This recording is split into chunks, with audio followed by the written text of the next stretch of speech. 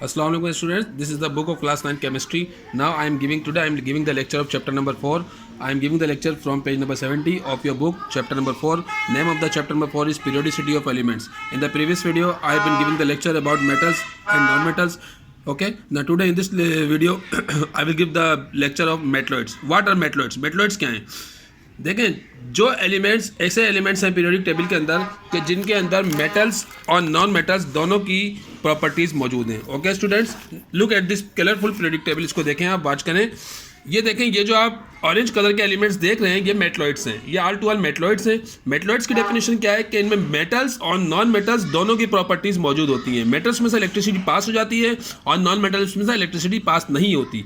तो मेटलॉइड्स जो हैं, मेटलॉइड्स में दोनों कैरेक्टरिस्टिक्स होती हैं, यानी कि इनमें मेटल्स की प्रॉपर्टीज़ भी मौजूद होती हैं और नॉन मेटल्स की प्रॉपर्टीज़ भी मौजूद होती हैं. जैसे बोरॉन है, सिलिकॉन है, गैलियम है, आर्सेनिक है, एंटीमनी है, टिलोरियम है, पोलोनियम है.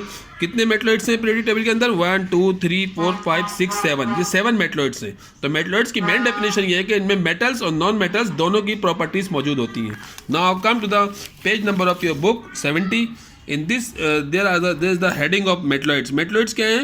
These are the elements which exhibit dual characters. ये ऐसे एलिमेंट्स हैं जो कि दोनों करेक्टर शो करते हैं, यानी कि मेटल्स के करेक्टर भी शो करते हैं और नॉन मेटल्स के करेक्टर भी शो करते हैं.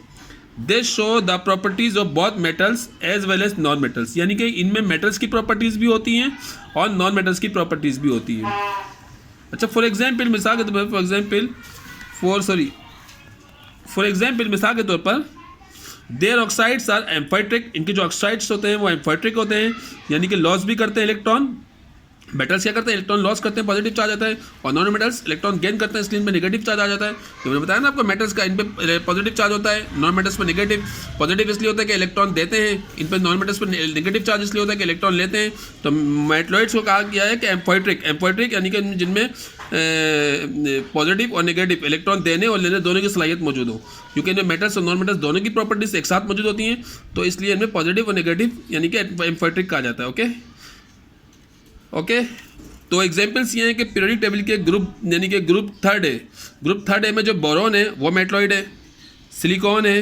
ग्रुप 4 के अंदर सिलिकॉन और जर्मेनियम ये दोनों मेटलॉइड्स हैं.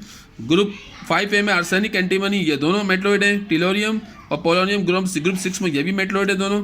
ओके स्टूडेंट्स, एसेटाइन जो ग्रुप 7 में ये मेटलॉइड्स हैं. देखिए, मैं आपको ऑब्जर्वेशन करवाया था यहाँ पे.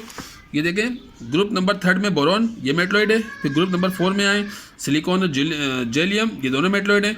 ग्रुप 5 के अंदर आए तो यहाँ पे आर्सेनिक और एंटीमनी ये दोनों मेटलॉइड हैं. ग्रुप 6A में आए तो टिलोरियम और पोलोनियम ये मेटलॉइड हैं.